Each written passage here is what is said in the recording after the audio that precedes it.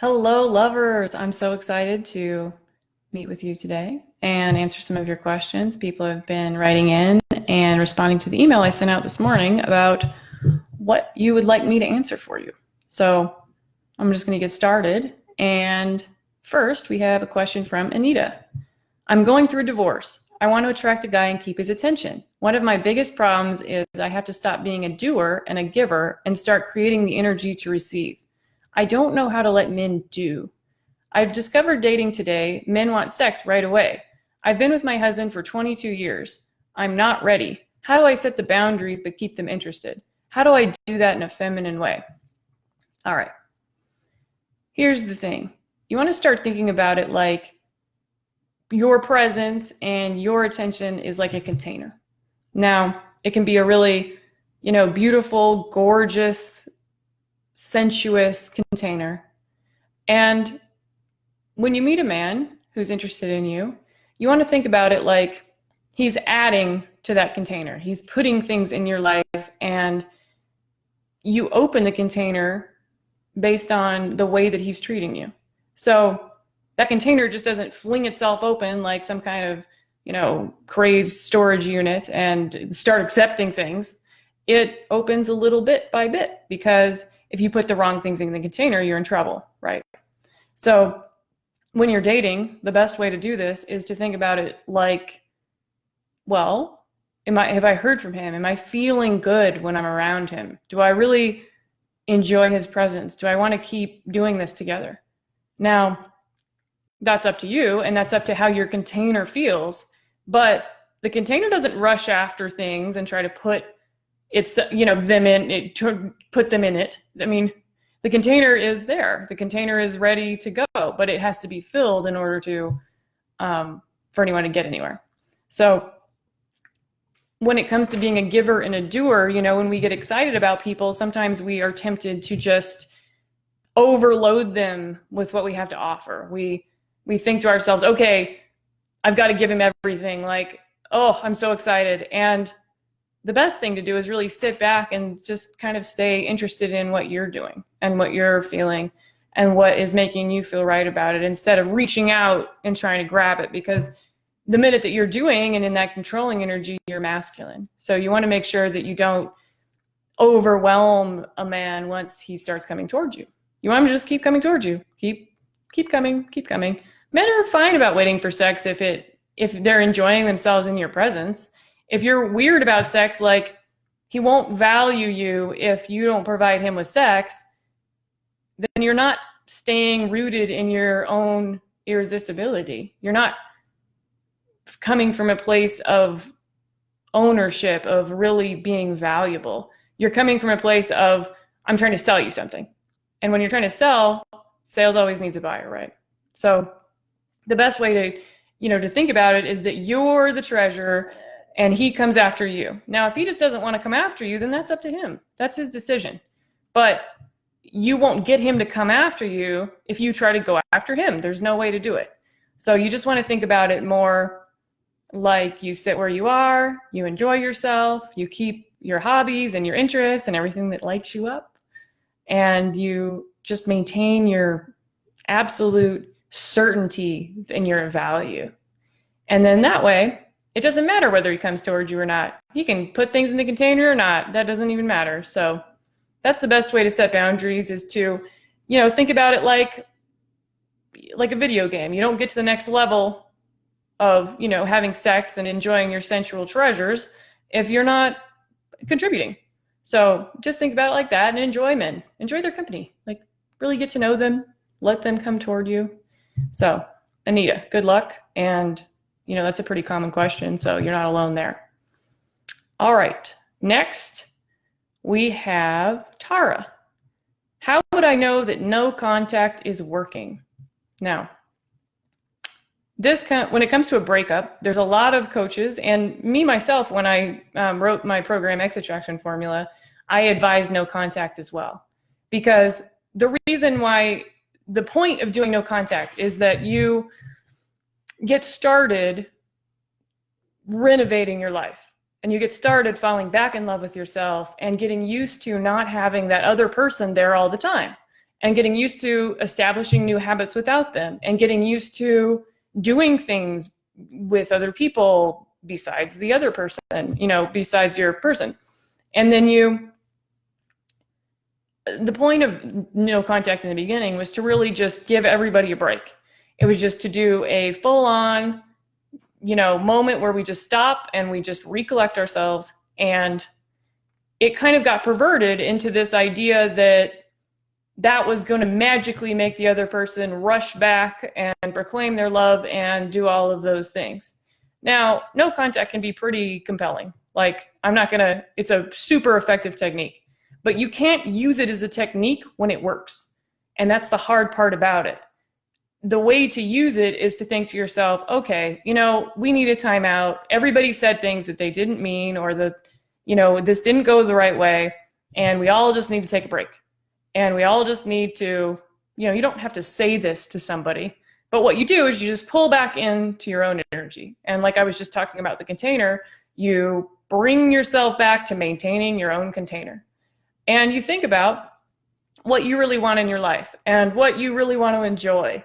And you just don't worry about that other person for a while. Like, you just don't, I know when you're going through a breakup, it's really, really hard not to be in that obsessive place where you're doing everything and thinking all the time about them and really trying to make them move.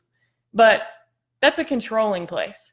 And you don't really want to start your new relationship with an ex in a controlling place. You really want everybody to be excited to be there, right? You don't want it to be because you did this technique that they were suddenly, entranced by you. You want it to be a real genuine, authentic thing. So you don't want to handle no contact like, oh, I will do no contact, and then after the formula of time, then I will reapproach them, which when I explain it myself in my book, I try to, make that clear, but also there's a lot of things that you do in that time that really make it work. And all of those things are about getting back to yourself and getting back to who you really are and what lights you up without your ex around. And so if you're constantly sitting at home, frustrated and worried about what your ex is doing, then you're going to not really get anywhere. Like, they're not going to call. They're still going to know. They can feel energetically that you're there waiting. Like, it's icky. It just doesn't feel good. So you know that no contact is working when you've stopped worrying about your ex is doing or who they're seeing or what they're up to or checking their social media or all of the things that people do. So as far as it working, that's hard because you're still maintaining that it's a technique with that perspective. You're still maintaining that this is the thing that is going to get you the result. Now, what gets you the result is all the work you're doing while you're in the background not talking to that person. And that's what you want to keep in mind when you just, cut contact or decide that you're going to pull back. So I hope that helps you. All right. So next we have Saba or Sabah. Hi, I want to know how to build the attraction again. We seem to bicker a lot and I miss how it was. Okay. Well, lots of times when people are on top of each other and they're bickering a lot, one person is trying to get something or feels like there's something missing, and the other person is sort of in a place where they don't always agree. They're not exactly on the same page about that. So it can look like a chaser and a pursuer. So, I decide that I want more cookies, say, and I feel like really entitled to all these cookies and I don't have any. So I say to my person, well, can you bring me more cookies? And they say no. Or they say yes, and then they just refuse to perform. That happens too. So since I've decided I need this and that I require this in order to be happy, I'm going to keep reproaching them and keep creating a situation where we're bickering and just not really connecting or flirting or doing anything like connection. There's just, like, why didn't you bring me the cookies? Why didn't you care for me? Why aren't you taking care of this? Why? This is all about you. And that is why you keep bickering. So the best way to stop bickering is to stop thinking that the other person has anything that you want. Just settle on the idea that they have nothing to offer you. And it's not that they really truly don't have anything to offer you, but you have to stop thinking about it like they have something you need and that they're denying it in any way. And you just divorce yourself from the whole idea that you're not getting something. You have to think to yourself, how can I meet my own needs? And then extend outward. And then you'll notice that all of your needs get met. It's amazing. As soon as you start worrying about them yourself and then really, really meeting them, not like halfway, but all the way meeting your own needs, you won't have a problem with any of this. There's not anything to gain. There's no reason to quibble. Now, if you're in a pattern where they are doing this demand to you and then you snap back at them, the best way to do it is to just agree with them. Gosh, you're right. I don't have your cookies. We should go look for those. Those seem lost. Instead of saying, well, cookies aren't my job. Cookies aren't even mine. Like, why would I care about cookies? You say, well, you're right. I see that those are missing. How can we get that for you? And then you're working together as a team.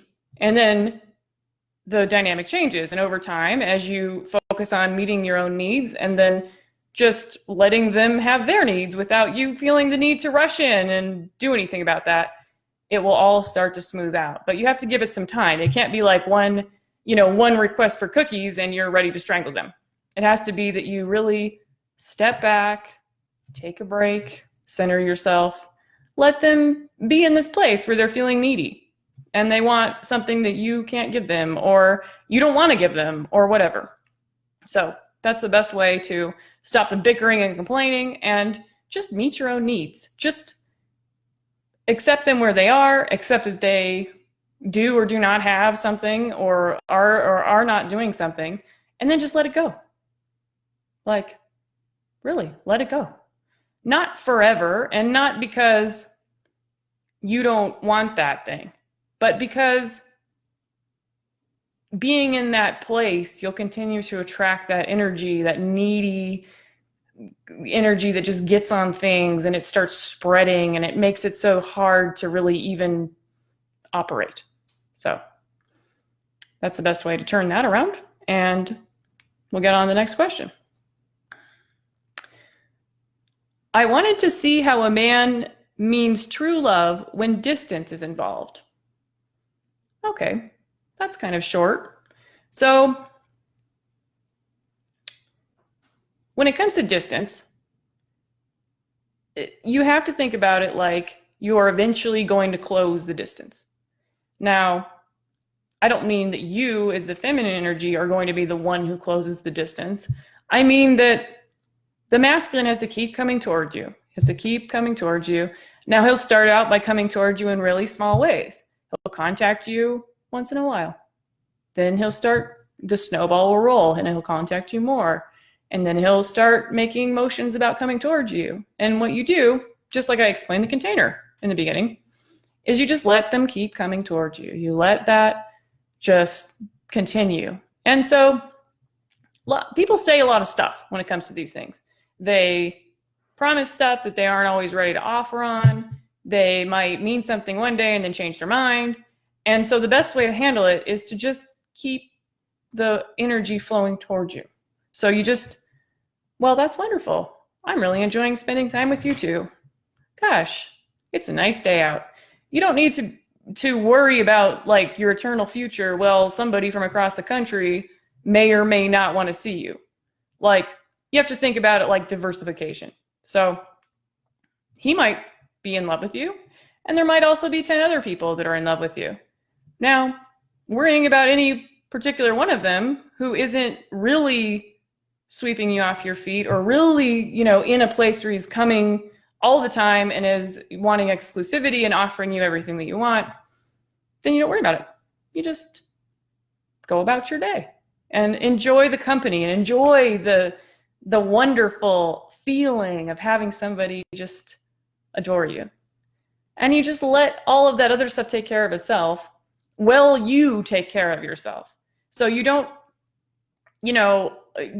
give him any ultimatums or make him prove anything or, or require anything, except that you just keep making it clear that you're not going to only entertain his advances. You don't say, I'm not going to only entertain your advances. Well, you just refuse exclusivity. You refuse anything that's just him. And you diversify. You always want to add men. If you have a man problem, more men. Because men, they react to that, and also so do you. Because you really want people coming out of the woodwork to talk to you. You really want them really just going out of their way. And when they know that there's nobody else and you're just sitting at home pining away from them, that's when they get fickle and they do all kinds of stuff we don't like. Also, it's easier to focus on one man when it's like that because there's just not enough distractions. You might really like him and have great chemistry with one of them, but you still need to let this whole process go. That it has to run its course. So you can't stay in your feminine when you're trying to control one, because controlling is masculine energy. So you just sit back and enjoy. Oh, it's wonderful. Gosh, I really enjoy talking to you too. And then you just let him do what he's going to do. And then if it really is true love, he'll close the gap. So I hope that helps you. And always maintain faith in your own irresistibility, because that's really the key there.